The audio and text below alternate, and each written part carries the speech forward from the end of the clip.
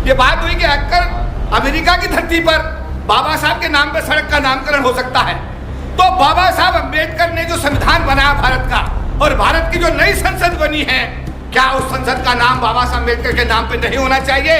पूरे देश के अम्बेडकरवादियों ने वहां पर रेजोल्यूशन पास किया।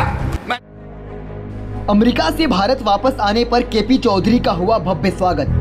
आपने पिछले दिनों देखा होगा कि अमेरिका के एक शहर में एक रोड का नाम बदलकर बाबा साहब के नाम पर रखा गया।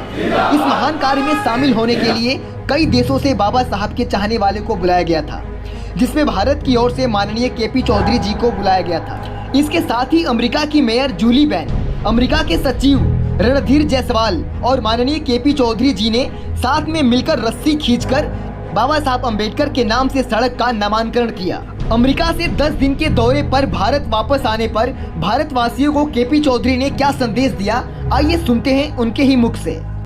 और उन्होंने हमारे जैसे एक छोटे से कार्यकर्ता को दिल्ली से बुलाया। मेरी जानकारी में है दिल्ली से या भारत से लोग ज़्यादा नहीं गए, और दिल्ली से मैं जाने वाला अकेला ही व्यक्ति रहा, जैसा मेरी जानकारी में है।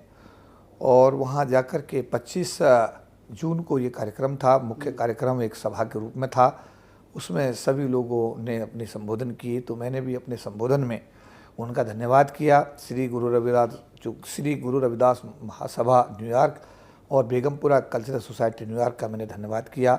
और साथ साथ मैंने पूरी दुनिया के जो अम्बेडकराइट्स वहाँ इकट्ठे हुए, उनके सामने मैंने एक सुझाव और प्रस्ताव रखा कि काश भारत की संसद, जो नई संसद भारत की बनी है, उसका नाम भी परम पूज्य बाबा साहब डॉक्टर भीमराव अम्बेडकर के नाम पर होना चाहिए।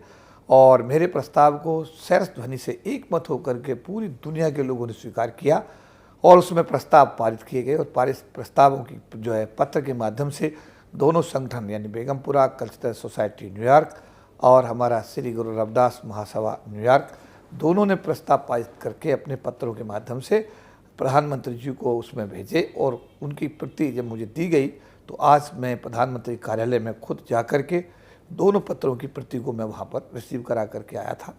तो उसकी रिसिप्ट कॉपी भी हमने आज सभी पत्रकारों को वितरित की, जिससे कि उन लोगों को पता रहे कि आखिर न्यूयॉर्क के लोगों ने इतना बड़ा काम किया। उन लोगों ने इतने बाबा साहब के नाम पर एक सड़क का नामकरण कराने के साथ साथ उन्होंने भारत की लोकसभा का नाम भी, नई लोकसभा का नाम भी परम पूज्य बाबा साहब डॉक्टर भीमराव अम्बेडकर के नाम पर रखने संबंधी एक प्रस्ताव पास किया। उसको अपने पत्र के माध्यम से प्रधानमंत्री जी को मेरे माध्यम से भिजवाने का एक बहुत ही ऐतिहासिक कार्य किया। इसके लिए हम अमेरिका के लोगों का, न्यूयॉर्क की जो लोग हमारे काम कर रहे हैं, इन दोनों संगठनों के जो पदाधिकारी हैं, उनका कोटि कोटि धन्यवाद करते हैं। नहीं, मैं ये ज़रूर कहूँगा कि जब मैं वहाँ पर पहुँचा, मेरा संबोधन हुआ, और उसके बाद में जब सड़क का नामकरण का मामला आया, तो मुझे बुलाया गया।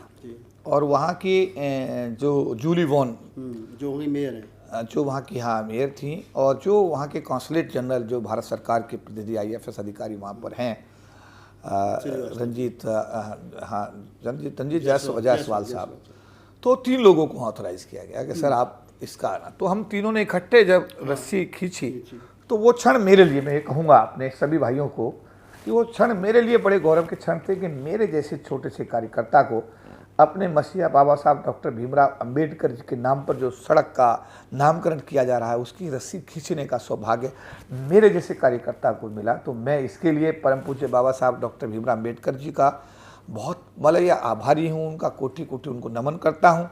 और जो हमारे संगठन हैं दोनों, मैं उनके पदाधिकारियों को भी सल्यूट करता हूँ कि उन्होंने हमको दिल्ली से यहाँ न्योता भेजा, इन्विटेशन भेजा, और हमें वहाँ जाने का सौभाग्य प्राप्त हुआ। वहाँ जाकर के हमारा सारगर्भित संबोधन पूरी दुनिया के लोगों ने सुना। और मैंने जो वहाँ प्रस्ताव रखा कि नई संसद जो भारत में बनी, उसका नाम बाबा साहब अम्बेडकर के नाम पर होना चाहिए, उसको पूरे विश्व के लोगों ने सराहा, और उसी के प्रस्ताव पारित करके उस पर पत्र तैयार करके भारत के प्रधानमंत्री जी को यहाँ पर दिया गया है। तो मैं इस पूरे घटनाक्रम में अपने आप को बहुत ही सौभाग्यशाली मानता हूँ। जो आप कह रहे हैं कि वो पल आपके लिए बड़ा एक तरीके से भावुक कर देने वाला था, या बड़ा मतलब अपने आप को गौरवान्वित करने वाला था कि आपके हाथ में वो रस्सी थी, तो मैं इसमें एक बात और जोड़ देता हूँ कि वो आप ही के लिए नहीं है, भारत में जितने अम्बेडकरवादी रहते हैं, जो बाबा साहब से प्यार करते हैं, और ख़ास तौर से जो जिनको ये लगता है कि नहीं बाबा साहब नहीं होते तो हम नहीं होते, वो पल, वो तस्वीर हमने जब अपने चैनल पे चलाई तो बहुत सारे लोगों ने हमारे चैनल से उठा करके वो खबरें चलाई हैं सोशल मीडिया पर। तो वो तमाम उन लोगों के लिए भी हर्ष का विषय था, इसका पल था कि जो लोग बाबा साहब से प्यार करते हैं, उनको लग रहा था कि वो हाथ चौधरी साहब का नहीं है, उन तमाम अम्बेडकरवादियों का जो भारत में या विश्व के किसी को रहते हैं। तो हम इस बातचीत को यहीं कंप्लीट कर रहे हैं और चौधरी साहब से बात करने का उद्देश्य वही था जो मैंने बताया आपको। मेरे अंदर एक जिज्ञासा थी कि मैं जानूं चौधरी साहब से कि 10 दिन तक का जो सफ़र उनका रहा, अमेरिका का दौरा कैसे रहा, तो उसमें क्या क्या हुआ, जो भी घटनाक्रम वहाँ पर हुआ वो उन्होंने विस्तारपूर्वक बताया। और हम इसमें लगाएंगे 2 चीज़, एक तो जो चौधरी साहब को ट्रॉफी दे करके उनको सम्मानित किया गया वो, और दूसरा जो प्रस्ताव वहाँ से पास हुए थे उसका भी लेटर हम इसमें लगाएंगे। ये वो है जो चौधरी साहब को वहाँ पर दे करके सम्मानित किया गया था। तो बड़ी बात है, गांव मोहल्ले में अगर कोई छोटी मोटी बात हो तो आदमी इसको सोचे, लेकिन ये अमेरिका से चौधरी साहब को ट्रॉफी दे करके सम्मानित किया गया। तो धन्यवाद आप तमाम लोगों का। अगर आपको हमारा वीडियो अच्छा लगा तो उसको लाइक शेयर कमेंट्स कीजिए और आगे बढ़ाइए।